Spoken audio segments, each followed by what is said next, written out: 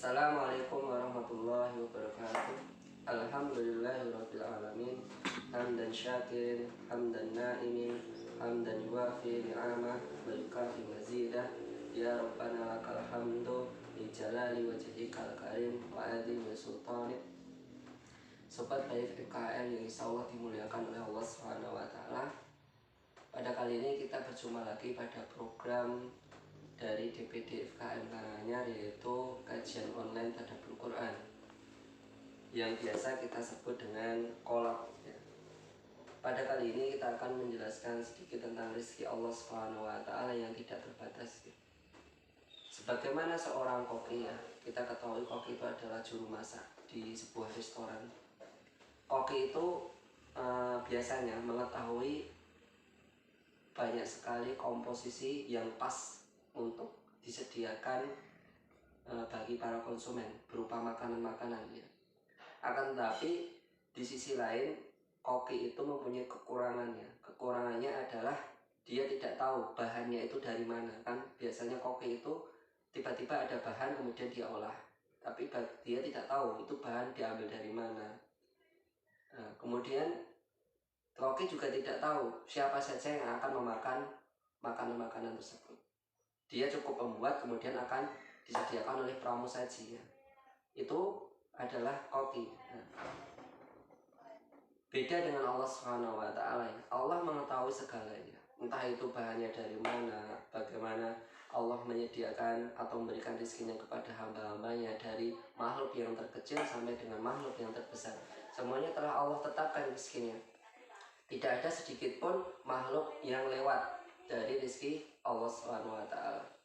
Di mana dalam surat Hud ayat 11, wa ma min dabbatin fil ardi illa 'alallahi rizquha wa ya'lamu mustaqarraha wa mustawda'aha kullun fi kitabim mubin.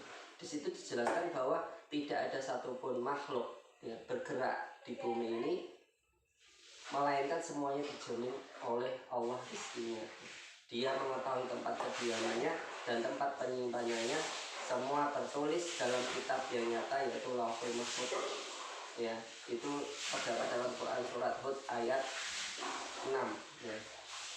Hal ini bisa kita ambil kesimpulan bahwa semua makhluk dabbah di sini, entah dia itu makhluk hewan melata, itu manusia, hewan buas, hewan kecil seperti burung dan lain-lainnya, bahkan sampai kata orang kafir, itu Allah berikan rezeki, Allah jamin rezekinya.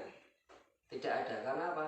Karena Allah juga sudah menyatakan dalam sebuah hadis, bikas bin rizkihi wa ajalihi wa amalihi sakin aw sa'idun fallahu alladzi la ilaha illa ghairuh. Di situ dijelaskan bahwa Allah telah menetapkan rezeki seseorang itu dari ketika dia dalam kandungan ya.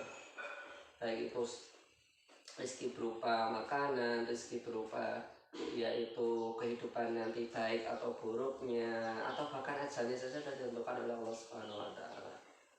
Ya, kemudian ada sebuah kisah ya, seorang pemuda yang mana dia suatu ketika dia jatuh ke sumur ya, ke sumur. Kemudian si pemuda ini ternyata apa? Diketahui ketika jatuh, makanya banyak orang yang datang kemudian menolongnya. Ketika dia diangkat dari sumur itu, dia ternyata masih hidup, diketahui masih hidup ya, terselamatkan ya. Kemudian ketika dia sudah naik, nah itu ada dia merasa haus. Kemudian ketika dia merasa haus, dia minta susu. Nah ketika minta susu, diambilkanlah susu. Dia masih ada di dekat sumur, belum diajak keluar dari area sekitar sumur. Ketika sudah minum, nah ternyata dia tersenggol, kemudian jatuh. Nah ketika jatuh, nah itu dia akhirnya meninggal ya. Ternyata apa? Ternyata Allah menggenapkan rezekinya, yaitu sebuah gelas susu ya, yang sebelumnya dia harusnya jatuh dalam keadaan lama di situ, ternyata masih terselamatkan, tetapi ketika jatuh kedua ternyata dia malah meninggal ya. Mungkin hanya itu yang bisa saya sampaikan karena terbatasnya waktu. Semoga kita bisa berjumpa lagi dalam kajian online yang lain. Terima kasih. Subhanakallahumma wa bihamdika asyhadu alla ilaha illa anta astaghfiruka wa atubu ilaik. Assalamualaikum warahmatullahi